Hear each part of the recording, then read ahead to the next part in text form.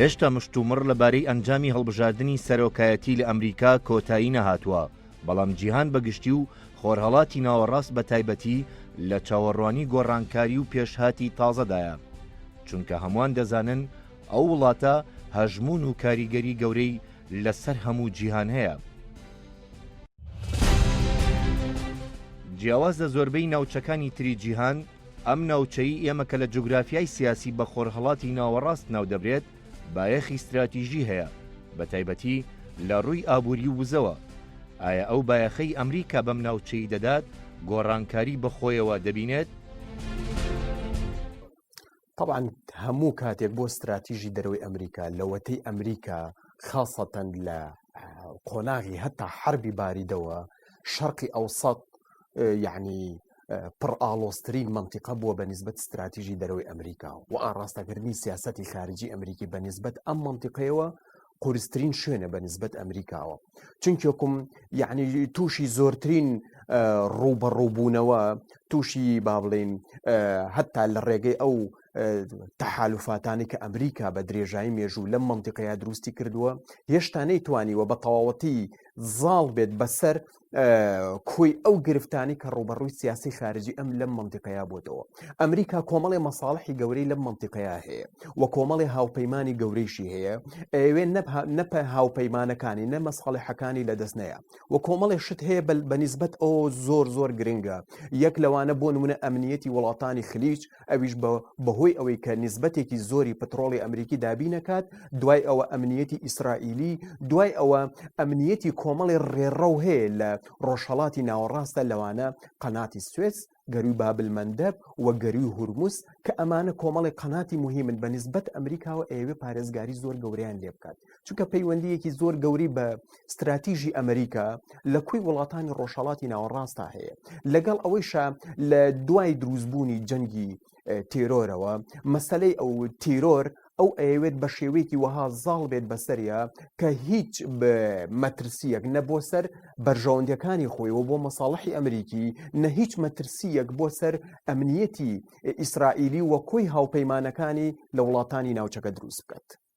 لە ڕاستیە لە چەند ساڵی ڕابردوو بە تایبەت لە دوای دەسەڵاتگرتنە دەستی سەرۆکی ئەمریکا دۆناڵد ترامپ لە کۆشتستی دابەزبوونێکی بەرچاو ڕوون لە خۆرهەڵاتی ناوەڕاست دروست بوو. بێگومان خۆرهەڵاتی ناوەڕاست لە ڕووی جیۆستراتیژی و لە ڕووی مێژوویی و لە ڕووی جوغرافیاوە گرنگی تایبەتی خۆی هەیە. ئەو گرنگی تایبەتی ئەگەر زۆر بە خێرایی باسی بکەین ئەوەیە کە لە سەرەتای 1970ەکان گرنگی خۆرهەڵاتی ناوەڕاست لە سیاسەتی خۆرئاوا و لە سیاسەتی ئەمریکایە گەشە ئەکا. لە ساڵی 1970 یەکێک لە ژەنڕاڵەکانی ئەو کاتی سوپای بریتانیا راپۆرتێک دەنووسێت بۆ وەزارەتی بەرگری خۆیان کە داوا ئەکات گرنگی زیاتر بە خۆرهەڵاتی ناوەڕاست بدرێت، چونکە ئیمپراتۆریەتی بریتانی لە هیندستان ئەکەوێت خەریکە ئەکەوێتە ژێر هەیمەنە یا با بڵێن مەترسی ڕووسەکانەوە. ساڵی 1992 جەنڕاڵێکی تری ئەمریکی راپۆرتێکە نووسێت هەم بۆ حکوومەتی بریتانی و هەم بۆ حکوومەتی وڵاتەکەی خۆی کە باس لە گرنگی ناوچەی خۆرهەڵاتی ناوەڕاستەکە. لە راپۆرتەکە ئەڵێت لە ڕووی استراتیژیەوە خۆرهەڵاتی ناوەڕاست لە داهاتووە ئەبێ بە ناوچەی ڕوبەڕووبوونەوەی استراتیژی هێزە گەورەکان. بۆیە لە ئێستەوە ئەگەر جێپێ لە خۆرهەڵاتی ناوەڕاست نەکرێتەوە بریتانیا ئەو کاتەکە با بڵێن زۆرینەی مستعمرات یا ناوچە داگیرکراوەکانی جیهانی لەژێر دەستا بوو لاوازە بێەوە بەرەو کۆتایی ئەچێ. خۆرهەڵاتی ناوەڕاست لەو ڕوانگە گرنگەوە و دواتر لە ساڵانی 1920 بۆ سەرەوە کە نەوت تایە ئەدۆزرێتەوە گرنگەکەی زۆر زیاتر ئەبێ. بۆیە لە پێڕوانینی فکری سیاسی و بەرژەوەندیە سیاسەکانی خۆرئاوایە و ئەمریکا و بریتانیا بە تایبەتی زۆر بەجێگەی ئیحتیمامەوە سەرەکرێت. ئەمە وا ئەکات کە هەمیشە جێپیان لە خۆرهەڵاتی ناوەڕاستە هەبێ و لەم ساڵانەی ڕابردووە بەهۆی فراوانبوون و پەلهاویشتنی زیاتری کێشمەکێش و ململانەکان هەم لە ناوچەکە خۆیەوە هەم لە نێوان وڵاتە جلهێزەکانی جیهان بە تایبەتی هاتنەناوەی ڕووسەکان لە بارودۆخی سووریایە و لە عێراقیشا جێپەیەکیان بەهۆی کوردەوە کردوێتەوە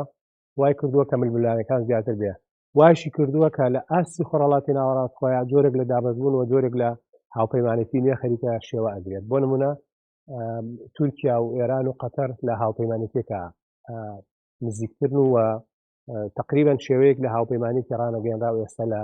نێوانیانە هەیە لە ماوەی ڕابردووە بینیمان کە ئیسرائیل لەگەڵ عەرەبەکانە بەتایبەت لەگەڵ ئیمارات و بەحرین و تا حدێک سعودیەک سعودیەکان لە زۆر زووە پەیوەندیان لەگەڵ ئیسرائیلەکانە هەیە و هەروەها میسر جۆرێک لە هاوپەیمانێتی لەژێر چاودێری ئەمریکیەکانە خەریکە دروستەکە بێ ڕاستە ڕانەگەێنراوە بەڵام بە واقع وجودی هەیە و ڕۆژانە زیاتر گەشاکات و زیاتر بەرەو پێشەوە چێ بەتایبەت کە دۆناڵد ترامپ ئیدارەی ئێستای ئەمریکا زۆر پێداگرێت لەسەرەوەی کە ئەم شێوەیە لە هاوپەیمانێتی وە لە نزیکبوونەوە لە نێوان عەرەب و ئیسرائیلەکان هەبێت بەتایبەت کە چین بە شێوەیەکی فراوانتر و گەورەتر لە جاران لە خۆرهەڵاتی ناوەڕاست و لە باشوور لە خۆرهەڵاتی قاڕی ئەفریقیایە کیشوەری ئەفریقایە خەریکە جێپەی ئابووری گەورەیە بخۆی ئەکاتەوە و لە باکووریشەوە بە رووسایە خۆی ئەگەێنێتەوە بە ئەوروپایا با بڵێن بە خۆرئاوای ئەوروپا ئەگەر ترامپ لە کۆشتی سپی بمێنێتەوە یان بایدن دەست بەکار بێت چ جیاوازیەک دەبینین یان پرسیارەکە بەو جۆرە بێت چ جیاوازیەک هەیە لەوەی سەرۆکێکی دیموکرات یان سەرۆکێکی کۆماری لە کۆشتی سپیەوە حکمی ئەمریکا بکات وڵی وەکو پێشتر ئاماژەم پێکرد منتیقە خەڵخۆی منتیقەیەکی ئالۆزە لە زۆر ڕۆ وەکو با بڵین وڵاتانی بۆ نمونە وەکو سووریا هەتا یەمن ئەمانە وەکو بورکان ئەقوڵێ دوای ئەوە هێشتا پاشماوەکان یاخود کاریگەریەکانی ئەوەی کە پێی وترا بەهاری عەرەبی هێشتا بەردەوامە لەسەر وڵاتانی خاصەتەن بە شێوەیەکی زۆر سەرەکی وڵاتانی عەرەبی و مەترسی گەورە لەسەر هێندی وڵاتی تر هەیە بەڵام ئەوەیش هەیە یعنی نعۆم چۆمسکی لە کاتی هەڵبژاردەکانە دایمەن قسەیەک دووبارە کاتەوە وەک مفەکرێکی گەورەی ئەمریکی دایمەن ئەڵێ ئێمە لە نێوان دوو خراپە دوو پارتی خراپە بزانین کامیان کەمتر خراپتر ئەوەیان هەڵەبژێرین ئەوە نییە با بڵین گۆڕانکارەکان ئەوەنە گەورە بێت لە نێوان ئەم دوو پارتە یاخۆ استراتیژی ئەمریکا کاتێکە یەکێک لەو پارتانە دەسەڵاتەگرنە دەست گۆڕانکاری زۆر گەورە لە ڕۆژهەڵاتی ناوەڕاستە ڕووبات کۆمەڵەشت هەیە ئەتوانین پێی بڵین جێگیرە لە سیاسەتی هەر یەک لەو دوو پارتە کامیان دەسەڵات بگرنە دەست یەک لەو نمونانەی کە من ئەمەوێ باسی کەم بەنیسبەت عێراق و هەتا هەرێمی کوردستانی خۆمانەوە لە بیدایەتی ئیداری ترەمپا بوو یەشتا لە چەند مانگی یەکەمی گرتنەدەستی دەسەڵات بوو 2017 لەلایەن ترەمپەوە لەو کاتا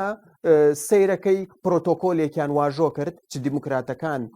چ کۆماریەکان لەسەر ئەوەی کە عێراق بە وڵاتێکی یەکگرتووی بمێنێتەوە پارچە پارچە نەکرێت ئەمەش بۆ داهاتوو کاری لەسەرەکەن کۆمەڵەشت هەیە سابتە یا بۆ نمونە لەو سیاسەتێک کە ئاڕاستی وڵاتانی کەنداوێکن ئەمە سابتە لە نێوان هەردووکیانە بەڵام کۆمەڵێشتی تر هەیە جیاوازە بۆ نمونە بەنیسبەت ئیسرائیلەوە ئێستا بۆ دیموکراتەکان قەت دەستیان بۆ ئەوە نەبردۆ قودس بکەنە پایتەختی ئیسرائیل چونکە پیان وا بووە ئەمە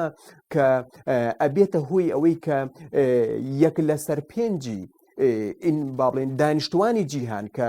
زیاد لە ملیار و نیوێ موسڵمانە دژایەتی ئەمریکا بکات ئەمە هاندەرێکی گەوری گروپە توندڕەوەکانە بەڵام بە پێچوانەوە کۆماریەکان پیان وانییە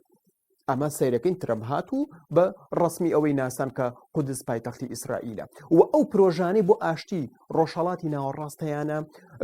تا ڕادەیەک جیاوازە لەگەڵ یەکتریا سەیری بۆ نمونە هەنگاوەکانی دیموکراتەکان کە لەگەڵ کۆماریەکانە دوای ئەوە یەکێکی تر لەو جیاوازیانی کە لە نێوان سیاسەتی ئەم دوو پارتە لە کاتی گرتنەدەستی دەسەڵات بەنیسبەت ڕۆژهەڵاتی ناوەڕاستەوە هەیە ئەوەیە کە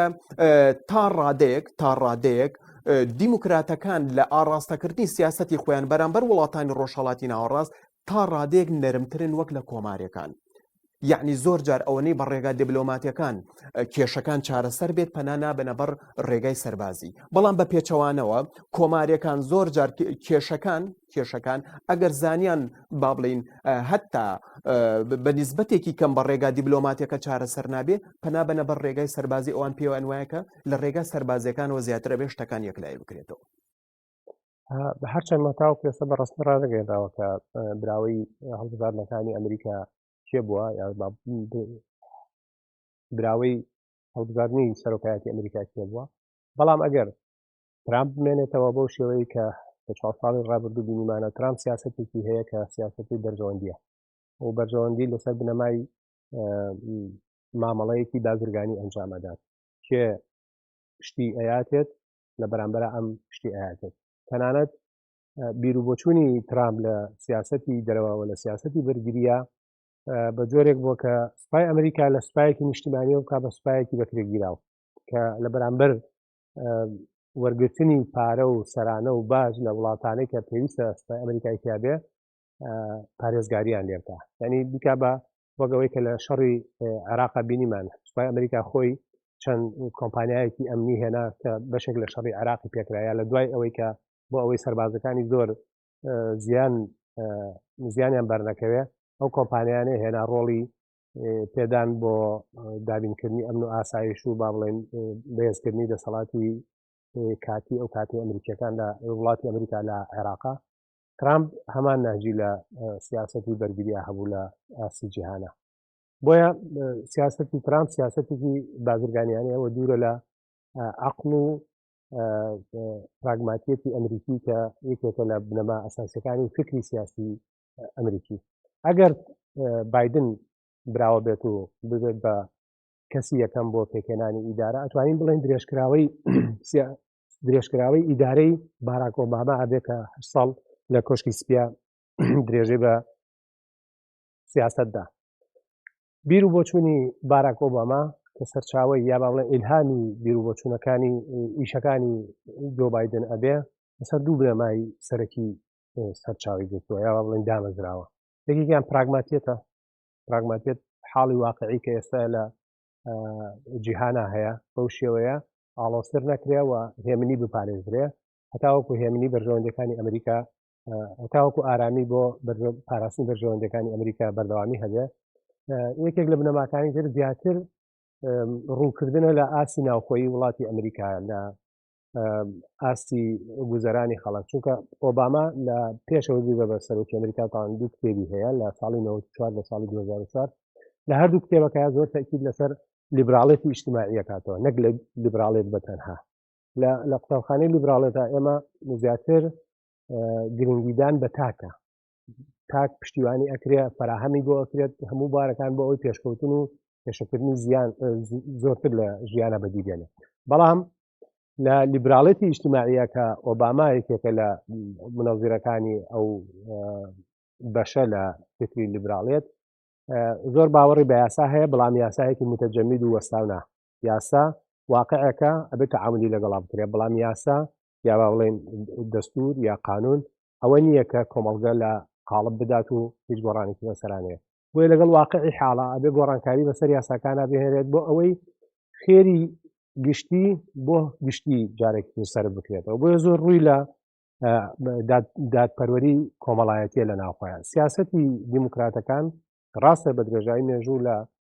مێژووی ئەمریکای لە هەردوو جەنگەکە جەنگی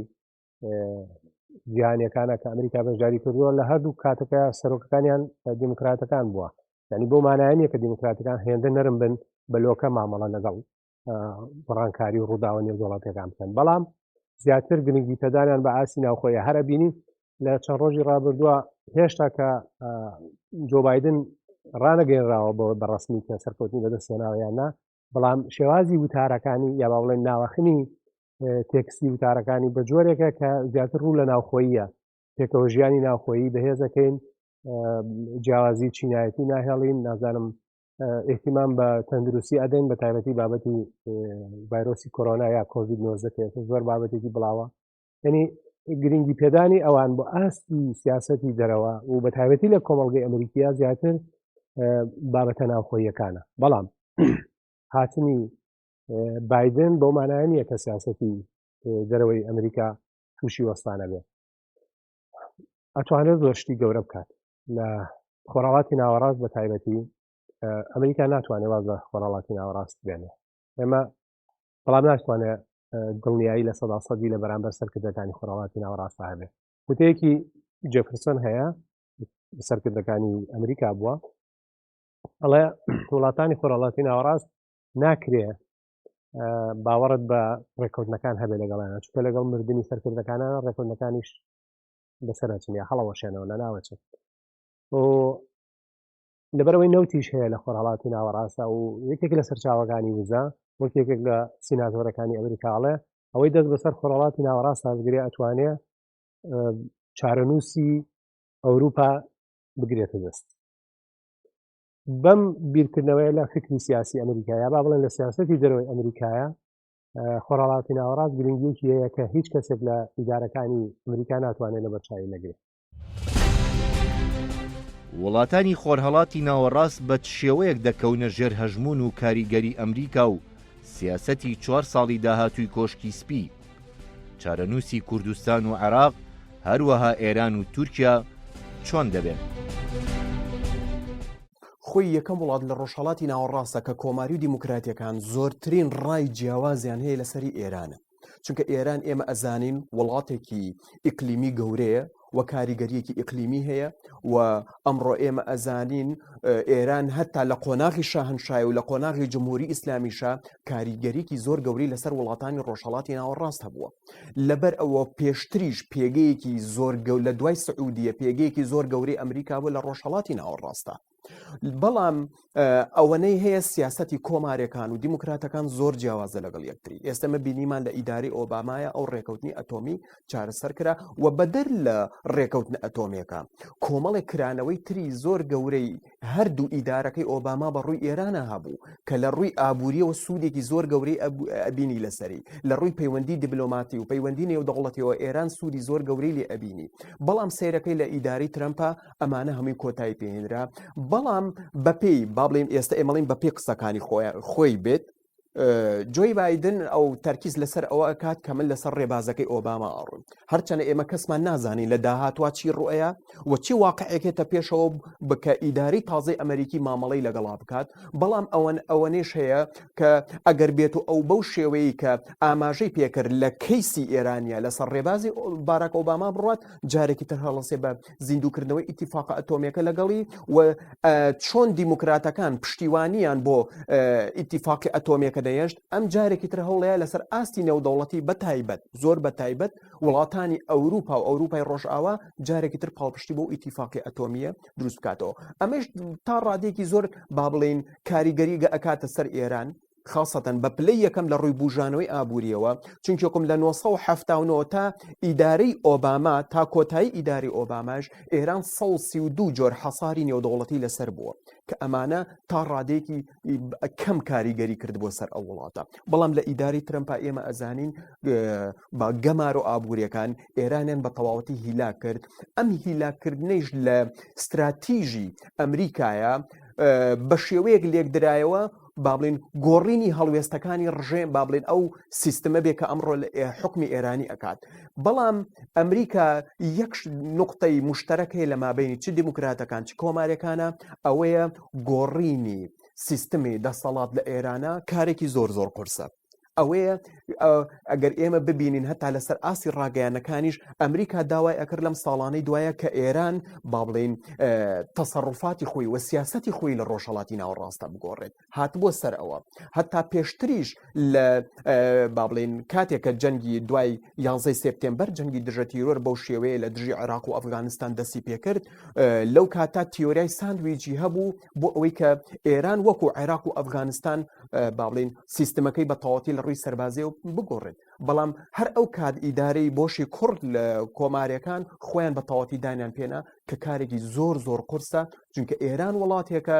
لە ڕووی سەربازیەوە لە ڕووی ئابووریەوە لە ڕووی جیۆپۆلیتیکیەوە حتا لە ڕووی شارستانیەوە خۆیان دانیان پێنا کە وڵاتێکی زۆر جیاوازە لە عێراق و ئەفغانستان ناتوانین پێشبینی گۆڕانکاری لە سیاسەتی داهاتی ئەمریکای بکەین بەڵام ئەتوانین لە ڕوانگەی ئەوەی کە بایدن کەسێکی دموکراتە یا بڵێن لە حیزبی دموکراتیە و باراک ئۆباما یا بڵێن لەژێر کاریگەری بیر و بۆچوونەکانی باراک ئۆباما بووە و فترێک جێگری باراک ئۆباما بووە بۆیە باراک ئۆباما ئەتوانێت ڕۆڵی کاریگەری هەبێ لە دیاریکردنی سیاسەتەکانی داهاتوو و سیاسەتی دیموکراتەکان یا بڵێن ئۆباما لە بەرامبەر خۆرهەڵاتی ناوەڕاستە بینیمان لە ساڵی 2009 یەکێک لە پەیامە هەرە گرنگەکانی یا بڵێن بەڵێنە هەرە گرنگەکانی لە هەڵبژاردنەکانە ئەوە بوو کە ئەگەر نوێ بەسەر کۆمار هێزەکانی ئەمریکا لە عێراقا کشێنێتەوە و لە ساڵی 2010 ڕێکوتنی کە لەگەڵ حکوومەتی عێراق و فعلەن بەشێکی هەرە زۆری هێزەکانی ئەمریکای کشاندەوە ئەوان لەگەڵ ئارامی و هێمنی و ڕاگررتنی وەزعی ڕاهێنن بە جۆرێک کە بەرژەوەندەکانی ئەمریکا نەکەوێتە مەترسیەوە ئەو 4 ساڵەی ترامپ ڕوخساری سیاسەتی دەرەوەیە با بڵێن ئەمریکای لە بەرچاوی جیهان زۆر ناشرینی کردووە ئەمان لە ماوەی 1-2 ساڵی داهاتووە یا بڵێن 1-2 ساڵی یەکەمی جۆ بایدنە تەنها ئیشکاریان ئەوە بێت کە بتوان ئەو ڕوخسارە ناشرینە جارێک تر باش بکەنەوە یا بڵێن وەگەڵە ڕووزەردی بکەنەوە لەگەڵ ئەوروپیەکانە کێشە دروست بووە کە دموکراتەکان ئەتوانن لەگەڵ ئەوروپیەکانە بێتەوە و یەکێک لە مەبادیەکانی ئۆباما ئەوەیە کە بۆ دادینکردنی جیهانێکی ئارام پێویستە ئەوروپا ڕۆڵی کاریگەر ببینێەوە بە چەند ڕۆژی ڕابردووە پیرۆزبایەکەی مێرکەڵ یا ئەڵمانیەکان بۆ ئەمریکا ئەوە بوو کە ئەتوانن بە یەکەوە ڕۆڵیان هەبێت لە چارەسەرکردنی کێشە نێودەوڵەتیەکان سیاسەتی بایدن ئەگەر ببێەوە سەر و کۆمار لە بەرامبەر خۆرهەڵاتی ناوەڕاستە و بەتایبەت لە بەرامبەر عێراق و سووریایە من لەو باوەڕام بەو جۆرە بێکە سووریا لەگەڵ ڕووسەکانە چکە ئۆباما یەکێکە لەوانەی کە زۆر باوەڕی بە علاقاتی دوولایەنە هەیە لەگەڵ ڕووسەکانە بۆ چارەسەرکردنی کێشەکان لەو باوەڕام ئەمریکا زۆر بجددی هیچ لەگەڵ ڕووسەکانە بکە بۆ چارەسەرکردنی یا با بڵێن بۆ کۆتایی هێنان بە بارودۆخی ئاشوب و ئاژاوەی ئێستەی ناو سووریا بە جۆرێک کە ئەمریکا بتوانێت ڕۆڵی هەبێ لە پێداگیری و فشارخستنە سەر تورکیا بە شێوەیەکی زۆرتر و زیاتر کە هێزەکانی لە سووریا بکشێنێتەوە کەەوە یەکێک لە داواکاریە سەرەکیەکانی ڕووسەکان لە عێراقا لەو باوەڕام بتوانن جۆرێک لە ڕێکەوتنی تازە لەگەڵ حکوومەتی عێراقیە بکەن بە شێوەیەک کە بتوانێت تەوازنی هێز هاوسەنگی هێزی ئەمریکی و دیپلۆماسیەتی ئەمریکی لە نێوان عێراق و ئەمریکا بباتە ئاسێکی بەرزتر بە جۆرێک کە ئێرانەکان دوورخاتەوە لە بارودۆخی ناوخۆی عێراق ئێرانەکان ئێستا لە ژێر یا با بڵێن دەوڵەتی ئێران ئێستا بەهۆی ئەو گەمارانەی کە ترامپ خسوێتە سەری ئیدارەی ئێستای کۆشتیستی خسوێتە سەری لە بارودۆخێکی ئابووری زۆر ناسەقاندگیر و ناڕوون و پڕکێشەیە ئەژین لە بەرامبەر ئەوەی کە بتوانن لەمە ڕزگاریان بێ ڕەنگە ئامادە بن بۆ ئەوەی هەندێک نەرمی بنوێنن لە بەرامبەر عێراق و لە بەرامبەر سووریایە بۆ ئەوەی کێشەکانیان وردە خاوتر و هێمنتر ببێتەوە بە جۆرێکە تەسعیدی زیاتریتیانە بێ یا بڵێن ململانێ و گورجەکان نەگەیەنێ بە ئاسی ڕوبەڕبوونەوە کە تاولکاری زیاتری بەدواوە بێ لە بنەڕەتە ئیدارەی دیموکراتەکان لە بەرامبەری کێشەی عەرەب ئیسرائیلە هەمیشە جۆرێک لە نەرمیان نوانوە هەمیشە ڕێزێکیان یا با بڵێن ڕێزێکی هاوسەنگیان لە نێوان ئیسرائیلەکان و فەڵەستینەکانە ڕاگرتووە ئیدارەی ترامپ ئەمەی شێوان بە جۆرێکە یەکلایەنە کۆمەڵک پرۆژەی سیاسی خستە بەردەمی ئیسرائیلەکان کە ئێستا وردە سەرچاوەکانی هەواڵ باسیەکان جۆرێک لە ڕێکەوتنی تایبەتی هاوڕێتی نێوان خۆی و سەرۆکوەزیرانی ئیسرائیلی بووە نەکەوەی کە لەسەر بنەمای بیر و باوەڕێک و ئەجەندەیەکی سیاسی ئەمە کرابێ ترامپ باوەڕی وا بوو کە فەڵەستیەکان شایانی ئەوە نین کە گفتوگۆ لەگەڵیانە درێژی پێ بدرێ و پێویستە پەراوێز بخرێن لە بەرامبەر ئەوەیە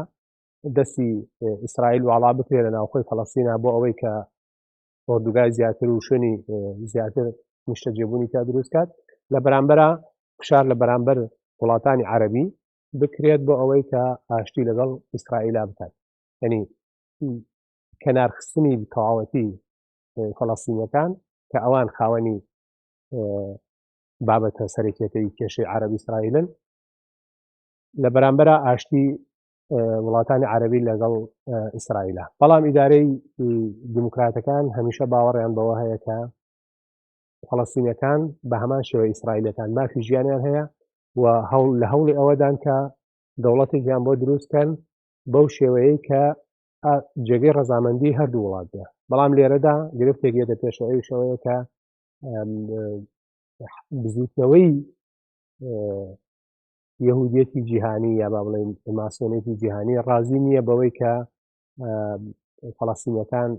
بە هیچ شێوەیەک لە قودسە جێگە و پێگەیان هەبێت کە ئەمەیەکێک لە داواکاریە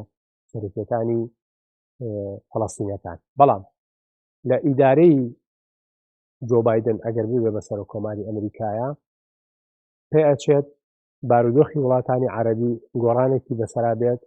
گۆڕانەکە ڕوو لە ڕیفۆرمی زیاتر بکات. وڵاتانی عەرەبی بەتایبەت لە میسر و سعودیا پێویستە و ڕوانگەی سیاسەتی دیموکراتەکان ئەوەیە کە ئەبێ ڕیفۆرمێکی کۆمەڵایەتی لە ناوخۆ خۆیانە دروست بکەن. ئێمە بنەمایەکمان هەیە لە سیاسەتی دەرەوەی ئەمریکایە کە لە کۆتایی 1970ەکانەوە لە سیاسەتی با بڵێن لە فکری سیاسی دەسەڵاتدارانی ئەمریکا وجودی هەبووە و نیکسۆن لە ساڵانی حەفتا زۆر بە ڕوونی کادەی کرد. ئەویش ئەوەیە کە ڕۆڵ بدرێت بە وڵاتانی خۆرهەڵاتی ناوەڕاست خۆیان پارێزگاری لە خۆیان بکەن. پارێزگاریکردن لە خۆیان لە بەرامبەر ئەو کاتە لە بەرامبەر درێژبوونەوەی نفوذی یەکێتی سۆڤێتی جاران بوو. ئێستا لە بەردەم درێژبوونەوەی نفوذی رووسیاوە چینی تازە سەرهەڵ داو بۆ لە بواری ئابووریە. پێ ئەچێ سیاسەتی دەرەوەی ئەمریکا لە جۆ بایدن ئەگەر بوێ بە سەرۆکۆماری ئەمریکا یەکێک لەو بنەمایانە بێ کە ڕۆڵێکی زیاتر بە وڵاتانی ناوچەکە بدات، بەڵام بە هاوکاری و بە ڕاوێژێکی قوڵتر و چڕتر لەگەڵ ئیدارەی ئەمریکیا بۆ ئەوەی ئەو گوشار و ئەو تووڕەبوونە کۆمەڵایەتیانەی کە هەیە کە بەشێکی هەرە زۆری بەهۆی گەندەڵیەوەی خۆی یەک لە ئەگەر ئێمە ئاڵین ئەگەر چونکە هێشتا نەتیجەکان بە تەواوەتی ڕوون نەبووتەوە و ئەکرێ بۆ نمونە هەرچەنە تا ئێستا هیچ سەرۆکێکی ئەمریکی نەبووە بۆ ڕێژەیە دەنگ بێنێت، بەڵام ئەگەری زۆرینە ئەوەیە کە جۆی بایدن ئیداری داهاتوی ئەمریکا لە 21 ساڵی داهاتوە بگرێتە دەست. جۆی بایدن تێڕوانینێکی زۆر جیاوازی هەیە وەک لە ترەمپ یاخود دیموکراتەکان با بڵێن بە شێوەیەکی گشتی وەک لە کۆماریەکان لە بەرامبەر تورکیایە. تا ڕادێک ئەوان تونترن بە پێچەوانەوە کۆماریەکان تونترن بەرامبەر بە ئێران، بەڵام ئەمان تونترن بەرامبەر بە تورکیا و پەلهاویشتنی تورکیان لە منتیقەی شەرقی ئەوسەتا بە کارێکی نێگەتیڤ ئەزانن و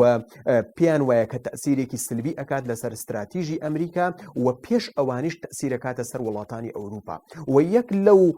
گلیانەی کە ئەمڕۆژ هەتا یەکێتی ئەوروپا لە ئیداری ترەمپیان بوو ئەوان پشتی یەکێتی ئەوروپای بەرا لە سنووردارکردنی ئەو هەیمەنەی کە تورکیا با بڵێن بڵاوی پێکردووە لە منتیقەی ڕۆژهەڵاتی ناوەڕاستە خاصەتەن لە دەریای سپی ناوەڕاستە. ئەمانە هەر هەمووی کاریگەری با بڵێن استراتیژی زۆر گەورە ئەکاتە کاریگەری گەورە ئەکاتە سەر استراتیژی ئەمریکا و کاریگەری لەسەر وڵاتانی ئەوروپا دروست دەکات. جا ئێستا و هەتا وڵاتانی ئەوروپاش یعنی ئومێدێکی زۆر گەورەیان بەوە هەیە کە لە ئیدارەی نوێی دیموکراتەکانە با قیادەی جۆی بایدن جارێکی تر وەکو چۆن بڵێ هاوپەیمانیەکی ئەمریکی ئەوروپی دروستکەن بۆ ئەوەی سنوورێک دانێن بۆ ئەو پەلهاویشتنەی تورکیا بە شێوەیەکی گشتی لە ڕۆژهەڵاتی ناوەڕاستە.